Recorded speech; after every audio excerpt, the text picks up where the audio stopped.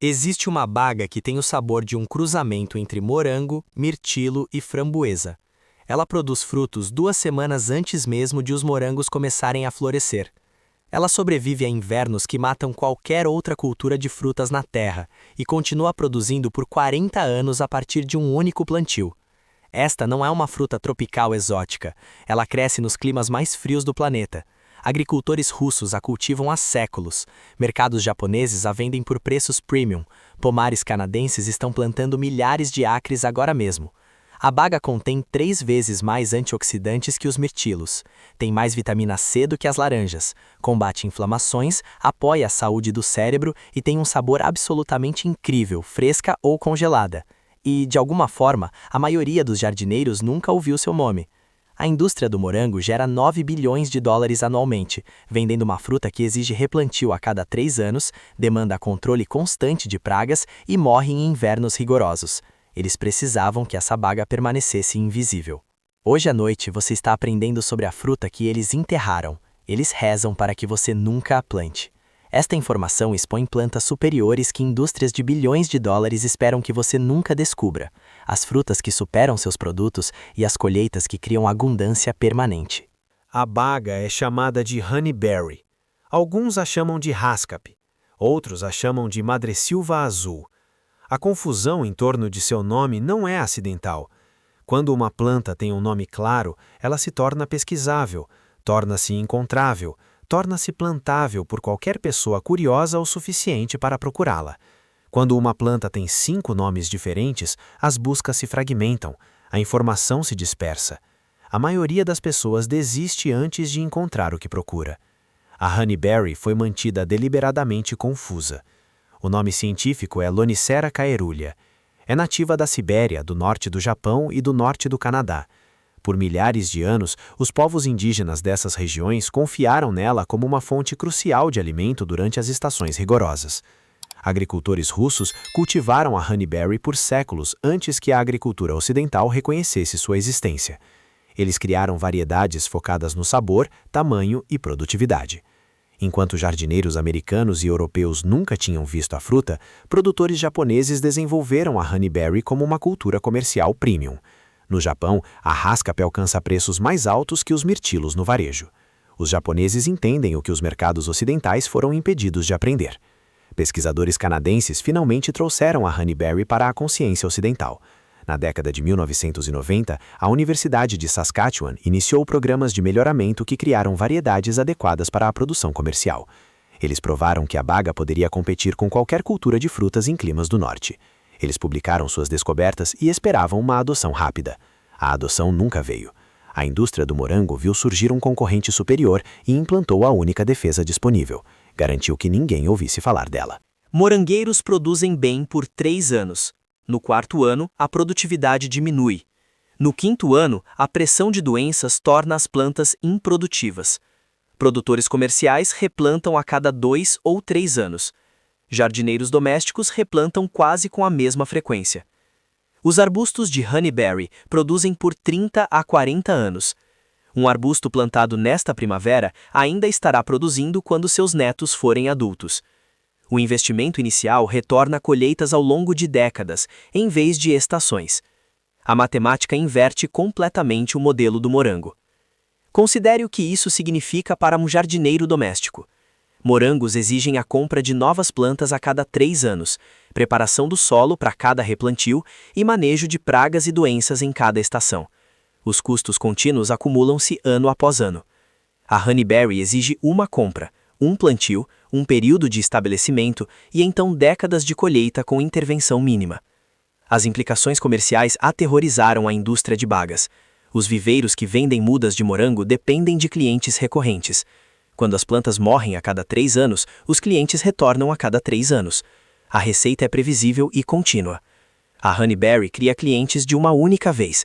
Venda 10 arbustos de honeyberry para alguém e essa pessoa nunca mais comprará mudas de bagas. Seus filhos herdarão arbustos produtivos. O relacionamento com o viveiro termina com uma única transação. É precisamente por isso que os grandes viveiros não mantêm estoques proeminentes de honeyberry. A planta é permanente demais. Ela ameaça o modelo de compra recorrente do qual dependem as vendas de culturas de bagas. Você é mantido comprando morangos especificamente porque eles morrem. Os morangos sofrem danos quando as temperaturas caem abaixo de -6 graus Celsius, 20 graus Fahrenheit. Geadas fortes matam as plantas inteiramente. Jardineiros do norte perdem plantações de morango regularmente devido a ondas de frio inesperadas. A honeyberry sobrevive a -40 graus Celsius. Isso não é um erro de digitação. -40 graus, a temperatura onde as escalas Fahrenheit e Celsius se encontram. É o tipo de frio que mata virtualmente qualquer outra cultura de frutas que os humanos cultivam. As origens siberianas explicam essa tolerância. A honeyberry evoluiu em um dos climas mais rigorosos da Terra, com invernos que duram 8 meses e temperaturas que caem além do que os termômetros em regiões temperadas jamais exibem. Apenas plantas capazes de sobreviver ao frio genuíno persistiram. Mas a honeyberry não apenas sobrevive ao frio, ela precisa dele. Os arbustos precisam de 800 a 1.200 horas de frio abaixo de 7 graus Celsius, 45 graus Fahrenheit, para produzir frutos adequadamente. Climas de inverno quente, na verdade, impedem a honeyberry de prosperar. A planta é especificamente adaptada a condições que matam os concorrentes. Essa adaptação oferece aos jardineiros do norte algo revolucionário. Regiões onde o cultivo de frutas parece impossível tornam-se produtivas com a honeyberry. O Alasca cultiva honeyberries comercialmente. Províncias do norte do Canadá colhem safras significativas. Países escandinavos estão desenvolvendo indústrias de honeyberry. As partes mais frias do mundo finalmente têm uma cultura de frutas que prospera em vez de apenas sobreviver. Jardineiros do sul dominaram a produção de frutas por gerações, porque seu clima permitia. A honeyberry inverte essa vantagem. Quanto mais frio o clima, melhor o desempenho da honeyberry. A indústria do morango, concentrada em regiões quentes, não podia permitir que um concorrente de clima frio ganhasse notoriedade. Jardineiros do norte poderiam parar de comprar morangos transportados se pudessem cultivar bagas superiores eles mesmos. Os mirtilos construíram sua posição no mercado com base no conteúdo de antioxidantes. O marketing de superalimentos criou preços premium que os consumidores pagavam alegremente pelos benefícios à saúde. A honeyberry contém 3 vezes mais antioxidantes que os mirtilos. Os antioxidantes específicos incluem antocianinas, ácidos fenólicos e flavonoides, em concentrações que as análises laboratoriais confirmam exceder drasticamente os mirtilos. As mesmas alegações de saúde que justificam os preços dos mirtilos aplicam-se triplicadas à honeyberry. O teor de vitamina C excede o das laranjas. A baga que sobrevive aos invernos siberianos fornece níveis de vitamina C que os citrinos tropicais não conseguem igualar. Populações do norte que historicamente não tinham acesso a citrinos dependiam da honeyberry para a mesma função nutricional. O perfil de antocianina é particularmente valioso. As antocianinas da honeyberry incluem a cianidina 3-glicosídeo, o composto específico mais fortemente ligado a efeitos anti-inflamatórios, proteção cognitiva e benefícios cardiovasculares. Os mirtilos contêm esse composto, mas a honeyberry contém muito mais. Pesquisas japonesas estudam os efeitos da honeyberry na saúde há décadas. Estudos documentam efeitos na pressão arterial, regulação do açúcar no sangue, saúde ocular e função hepática. A baga tem sido usada medicinalmente no Japão e na Rússia muito antes de a ciência nutricional ocidental descobrir que os antioxidantes existiam. A indústria de marketing de superalimentos baseou os preços do mirtilo em alegações de saúde. A honeyberry faz com que essas alegações pareçam modestas em comparação. Se os consumidores entendessem que uma baga mais resistente, de produção mais longa e com melhor sabor, fornece o triplo de antioxidantes, os preços premium do mirtilo colapsariam. A indústria precisava que a superioridade nutricional da honeyberry permanecesse desconhecida. Dados laboratoriais que ameaçavam suas alegações de marketing tinham que permanecer não divulgados. Cada consumidor preocupado com a saúde que aprende sobre a honeyberry é um cliente de mirtilo potencialmente perdido. Os morangos são colhidos do final da primavera ao início do verão, dependendo da localização. Os jardineiros esperam durante o inverno, esperam durante a primavera e finalmente colhem as frutas quando a temporada permite. A honeyberry é colhida de 2 a 3 semanas antes dos morangos. Os arbustos florescem mais cedo do que qualquer outra cultura de frutas. Eles dão frutos enquanto outras bagas ainda estão desenvolvendo flores. Eles entregam frutas maduras quando os jardineiros estão desesperados por algo fresco do jardim. Esse momento tem um valor prático profundo. A lacuna da fome do final da primavera é quando os alimentos armazenados acabam e os jardins ainda não produziram. Os colonos tradicionais lutavam nessas semanas com suprimentos escassos. A honeyberry preenche perfeitamente a lacuna da fome. A fruta madura chega exatamente quando nada mais está disponível. A colheita faz a ponte entre o armazenamento de inverno e a abundância de verão. para a autossuficiência alimentar, esse tempo é inestimável. O florescimento precoce cria outra vantagem. Quando a honeyberry floresce, poucas outras plantas competem pela atenção dos polinizadores. Abelhas e outros polinizadores visitam as flores da honeyberry porque quase nada mais está disponível. As taxas de polinização são excelentes, apesar do início da estação. Geadas tardias podem danificar muitas culturas de frutas. As flores são vulneráveis. Um congelamento após a floração destrói colheitas potenciais em pomares e jardins. Os fruticultores monitoram o clima ansiosamente a cada primavera, esperando que a geada demore até que as flores deem frutos. As flores da honeyberry toleram temperaturas de até -6 graus Celsius, 20 graus Fahrenheit. A tolerância ao frio estende-se às próprias flores. Geadas que devastam as flores de macieiras, pessegueiros e morangueiros deixam as flores de honeyberry intactas. Falhas nas safras que afetam regiões inteiras não afetam a honeyberry. Somente pela confiabilidade, a honeyberry supera qualquer outra opção de fruta disponível para jardineiros do norte. As pessoas esperam que frutas incomuns tenham um gosto estranho. A aparência desconhecida sugere um sabor desconhecido. Essa suposição impede muitos jardineiros de experimentar novas culturas. A honeyberry tem um sabor imediatamente familiar e delicioso. O perfil de sabor combina elementos de morango, mirtilo e framboesa, com notas de groselha preta. É simultaneamente único e acessível. Pessoas que a experimentam pela primeira vez costumam querer mais imediatamente. A textura assemelha-se à de um mirtilo, pele macia, polpa tenra e sem sementes para lidar. A experiência de comer é simples e agradável. As crianças adoram as honeyberries porque são fáceis de comer e genuinamente doces. O teor de açúcar varia conforme a variedade, mas atinge níveis comparáveis aos das uvas de mesa. A doçura natural torna as honeyberries excelentes para comer in natura, sem adição de açúcar. Ao contrário de bagas ácidas que exigem adoçamento, as honeyberries podem ser apreciadas diretamente do arbusto. A qualidade para processamento é excepcional. As honeyberries congelam perfeitamente. Elas mantêm a textura e o sabor após o descongelamento, melhor do que os morangos. As características de processamento adequam-se igualmente bem à preservação caseira e a produtos comerciais. Geleias e conservas de honeyberry desenvolvem sabores profundos e complexos. O alto teor de pectina significa que menos pectina adicionada é necessária para a consistência adequada. A cor é um roxo deslumbrante que torna os produtos finais visualmente atraentes. O vinho e o suco de honeyberry rivalizam com os produtos de uva. Produtores japoneses e russos fazem vinho de honeyberry há gerações. O perfil de sabor cria bebidas que competem com variedades estabelecidas de uvas viníferas. Cada produto que os morangos fazem, a honeyberry faz igual ou melhor. O sabor não é a limitação, apenas a falta de conhecimento limita a adoção da honeyberry. Os morangos sofrem de uma lista devastadora de problemas: murcha de verticillium, botrites, podridão dos frutos, oídio, ácaros, gorgulhos da raiz, lesmas e pássaros. A pressão de pragas e doenças nas plantações de morango exige um manejo constante. A produção comercial de morango depende fortemente de intervenção química. Fungicidas, inseticidas e fumigantes são práticas padrão. A lista Dirty Dozen de produtos contaminados por pesticidas apresenta consistentemente os morangos perto do topo. A honeyberry praticamente não tem problemas significativos de pragas ou doenças. A curta lista de problemas potenciais inclui pulgões ocasionais e alguma pressão de pássaros.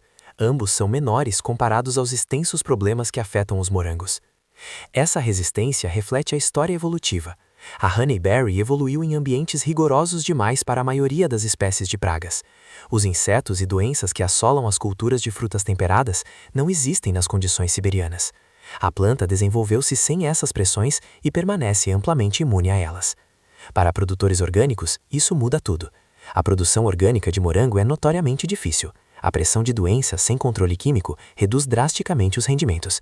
Muitos produtores orgânicos simplesmente evitam morangos porque os desafios superam os retornos. A produção orgânica de honeyberry é quase sem esforço.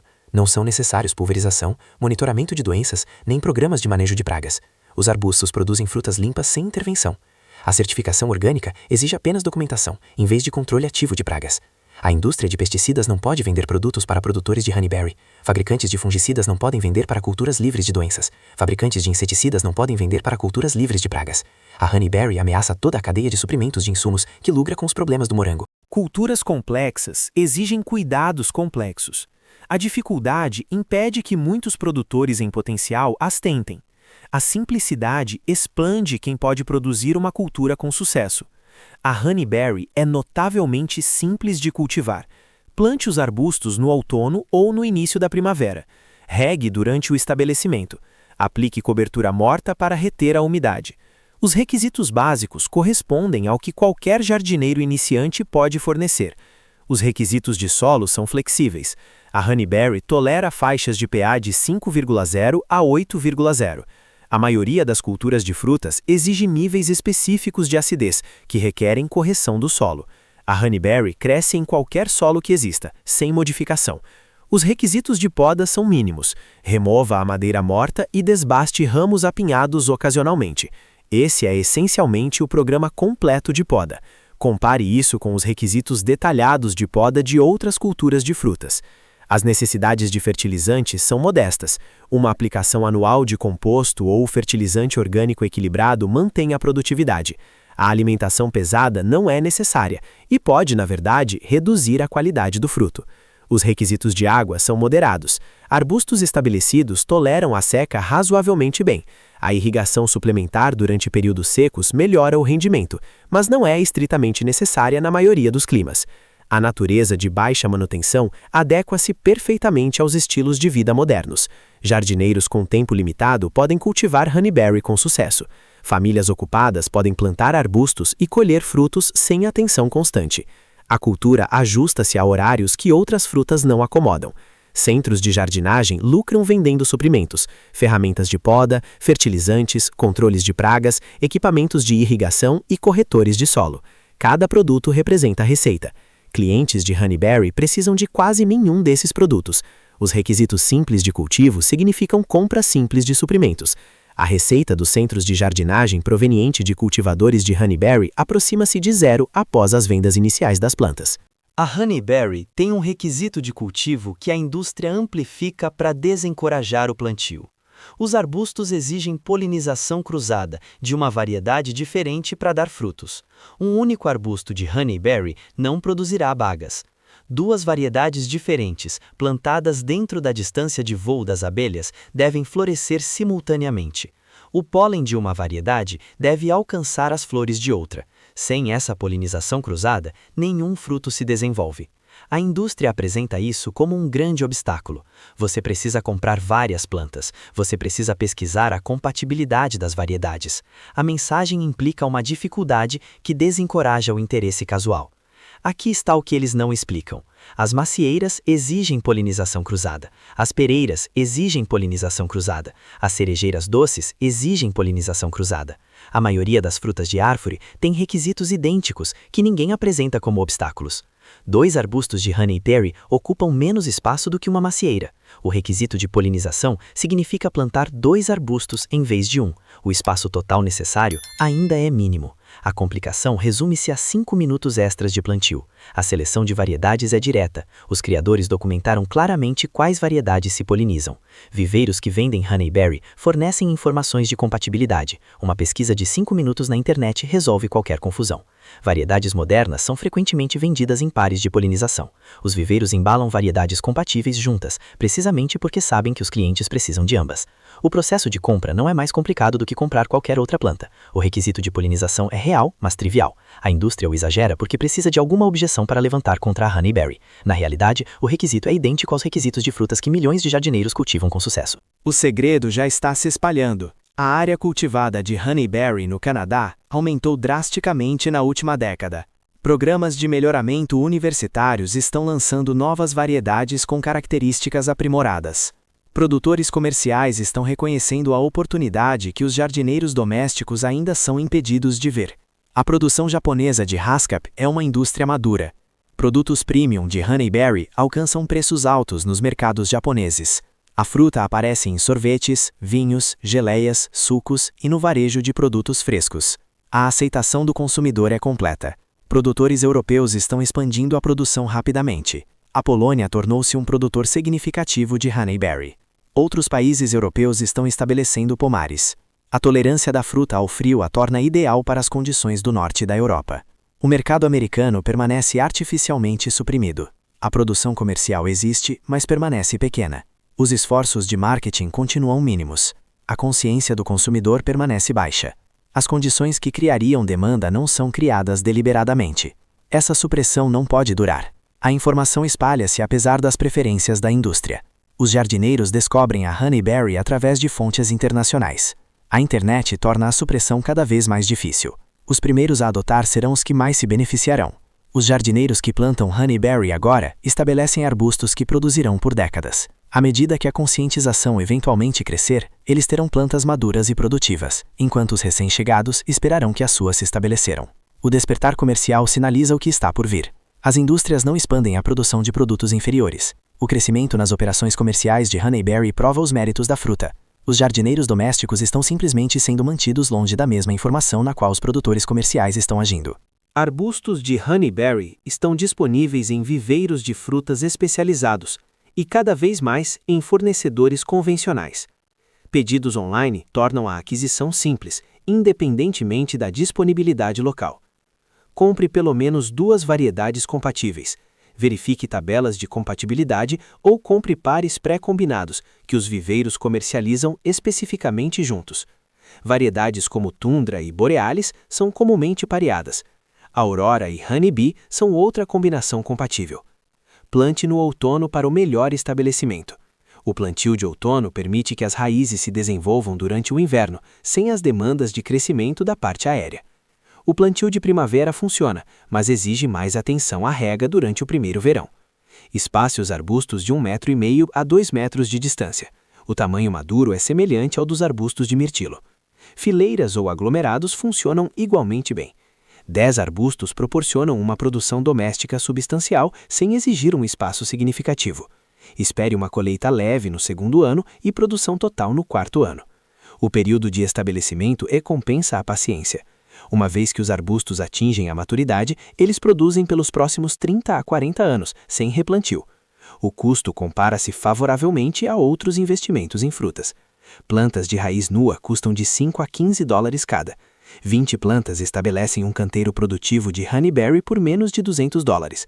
O canteiro produz milhares de dólares em frutas ao longo de sua vida produtiva. Cada ano que você espera é um ano de colheita perdido. Arbustos plantados neste outono produzirão frutos daqui a 2 anos. Arbustos plantados daqui a 5 anos não produzirão até daqui a 7 anos. O período de estabelecimento começa quando você o inicia. A indústria manteve você comprando morangos, porque os morangos morrem. Eles mantiveram você ignorante sobre a Honeyberry, porque a Honeyberry vive por 40 anos.